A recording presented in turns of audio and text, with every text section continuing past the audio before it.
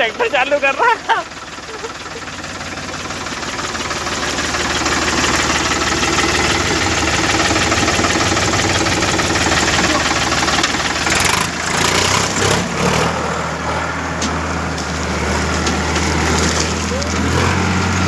आप इनसे नहीं होगा भर के बैठना पड़ा हुआ आप तो मजा आओ